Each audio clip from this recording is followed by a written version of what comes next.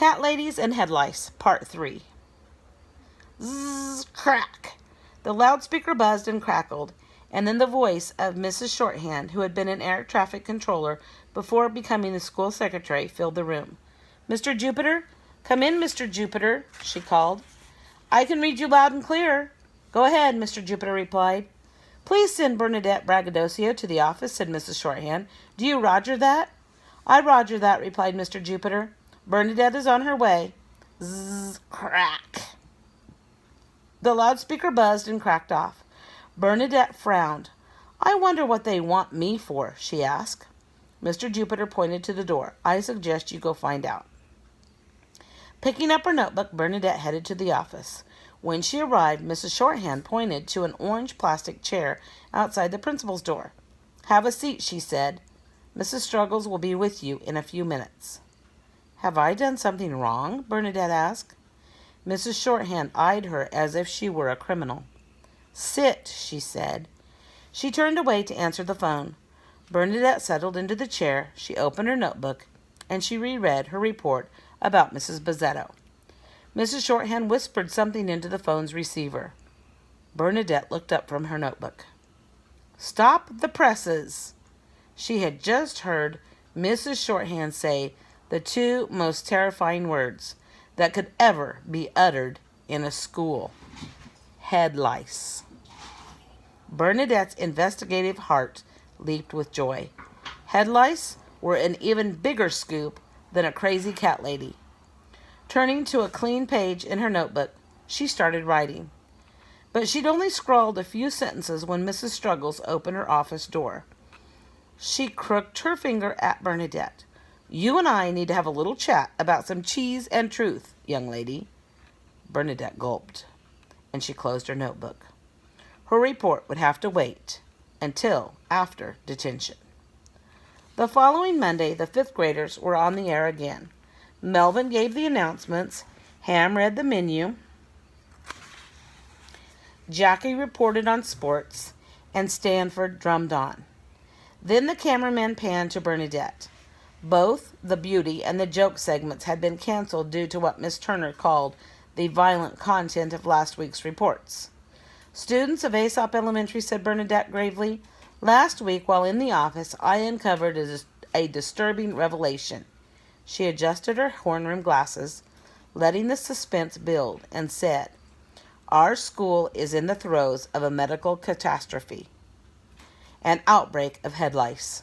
She paused and then concluded, "This reporter, for one, is grossed out, aren't you?" "Is it true?" gasped Missy as soon as the cameraman's off light blinked red. "Is the school filled with head lice?" Bernadette shrugged. "Well, I think I overheard Mrs. Shorthand say it." "You think?" repeated Humphrey. "That's hearsay," said Amisha. "I know because my dad is an attorney." "Whatever," replied Bernadette. She tucked her horn-rimmed glasses back into her pocket and headed to class. That afternoon, when the final bell rang, Mr. Jupiter asked Bernadette to stay after school. "I want to talk to you about today's investigative report," he said. "Hard-hitting, wasn't it?" bragged Bernadette. "It certainly was," agreed Mr. Jupiter.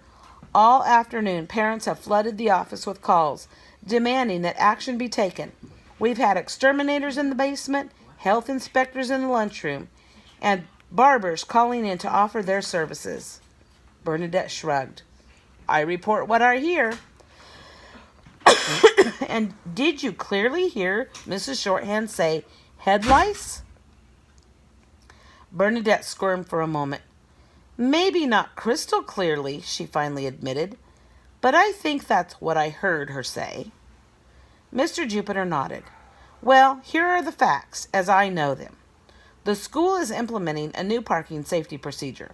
One suggestion was for the teachers to drive off the lot with their headlights on." "Oh," said Bernadette. Oh no. I guess I'll be back in the principal's office again tomorrow morning." Mr. Jupiter patted her shoulders. "You know, when I worked as a cub reporter for the Klondike Courier,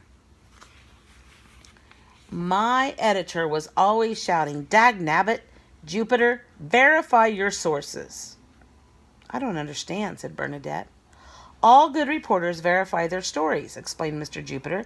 They don't just make things up based on their hearsay and their rumor. They interview people. They double-check their facts.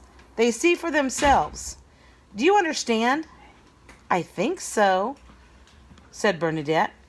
Good, said Mr. Jupiter with a smile. Then I'll see you tomorrow. Bernadette stuffed her notebook into her backpack and headed out to the bike ramp. But instead of pedaling straight home, she turned toward Vesta Street. You remember who lives on Vesta Street? She braked in front of the gloomy old Victorian house. It sure looks like a house of a crazy lady, muttered Bernadette.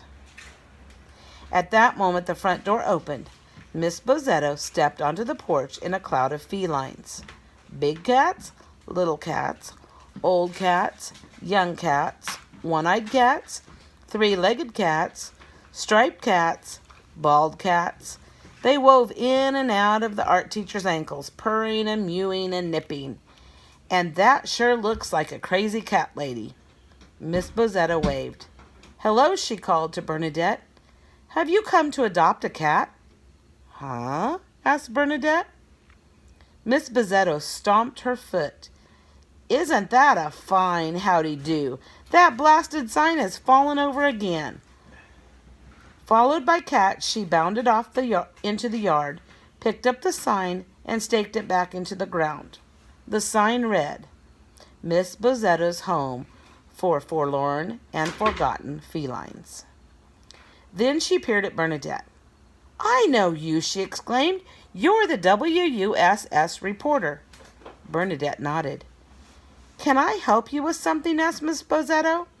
She bent and tickled a calico cat with her feet, or that was at her feet. Bernadette nodded again. I was wondering if I could ask you a few questions, she stammered. The art teacher beamed. Sure, she said, holding open the gate. Come on in. The following Monday, the fifth graders were on the air again. Melvin, Ham, Jackie, Stanford, and... Students of Aesop Elementary, said Bernadette in her most serious voice, this reporter has uncovered evidence that a crazy woman works at our school. Behind the camera, Ham groaned. Not more rumors. On camera, Bernadette said, her name is Miss Bozzetto, our new art teacher, and she is crazy.